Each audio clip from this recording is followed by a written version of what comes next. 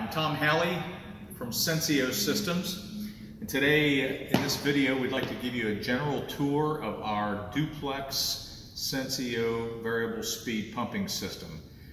This is a unit that's typically used on domestic water, but the same technology can be used in other kind of applications where we're maintaining a set point pressure or set point level using a pumping system. So I'll give you a little tour of how we build our systems right now. Head this way, we'll go over to the suction side, and we'll start from there. Sencillo, this is a Sencillo E, which means we use end suction centrifugal pumps on it. This unit has 3-inch headers, and starting with the suction header back here, we build our systems with 304 stainless Schedule 10 headers as a standard, but we can build in 316 or Schedule 40 or PVC or whatever you need, basically. This particular unit has grooved connections, but we can also provide welded flanged connections on the headers. In this particular one, we have grooved header ends and then a cap on the opposite end that can be moved to either side so that you can terminate the headers in either side that you want to. Okay. Underneath, we use Unistrut as a fastening device with a welded header support underneath that's built specifically for the units. We use square tube 304 stainless on our frame so that there's no rusting, and there's also nothing to be painted for the most part. It's got mounting holes that you can put neoprene mat pads underneath it if you want to when you mount it, or you can put it on an inertia pad, however, or bolt it right down to the concrete.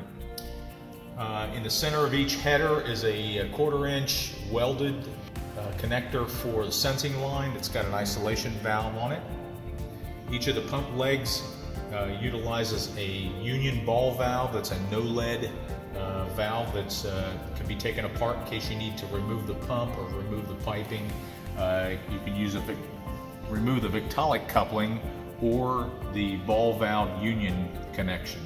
This particular unit is built with peerless pumps, but we can build these systems with any manufacturer that you want to build with. So moving up from the suction to the discharge header, we have poppet check valves. On this particular one, look like they're 1.25 inches, I guess. Ball valves, union ball valves again, and any part of this can be disassembled to take it apart in case you have a bad valve, bad check valve, or bad ball valve. Okay. Sensing lines are made out of poly. We also can provide stainless steel sensing lines if that's what your preference is. Okay, that's the suction and discharge. And discharge header's got the same thing, isolation valve and a sensor that goes to the pressure gauge and to the pressure transducer. This is a welded frame that's built specifically for the application that holds a control panel and is a piping support, also in 304 stainless steel. Okay. Come around to this side of the header. We have a control panel. You can see the back end of our centrifugal pumps. We use a non-metallic seal tight for running the wiring, and each motor is wired with an appropriate ground wire inside. We don't depend on the seal tight being metal in order to act as a ground. Each pump has its own ground wire in there. On the left side is a pressure gauge for the suction, and on the right side is a pressure gauge for the discharge, and that's where the sensing lines come in from the back. Moving on to our control panel. This is a standard panel for us. It's a 7-inch color touchscreen. We make this with Allen Bradley products. We have a through-the-door disconnect switch. We always show the voltage and danger high voltage stickers on the outside of the control panel. This is a NEMA 1 enclosure. Okay. Inside, I'll give you a tour of the control panel. This is the back end of the HMI, and we'll go over the screens on a different video, not here. Here's the UL label for the UL 508A, which is our control panels are built according to that standard. And then this is the label that shows the details of the job number, the gallons per minute, voltage, project name, and all that's done for each system. And then you've got a submittal package that's inside the panel that talks about the control panel wiring diagrams and everything you'd ever want to put for the system. Components inside of our standard Sencillo panel.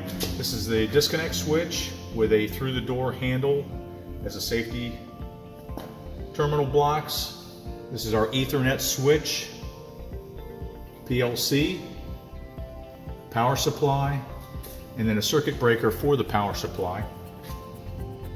Starting back here, we've got a power distribution block here. This is the circuit breakers for the two drives. Of course, our drives are here. These are PowerFlex 525s that we use, Allen Bradley.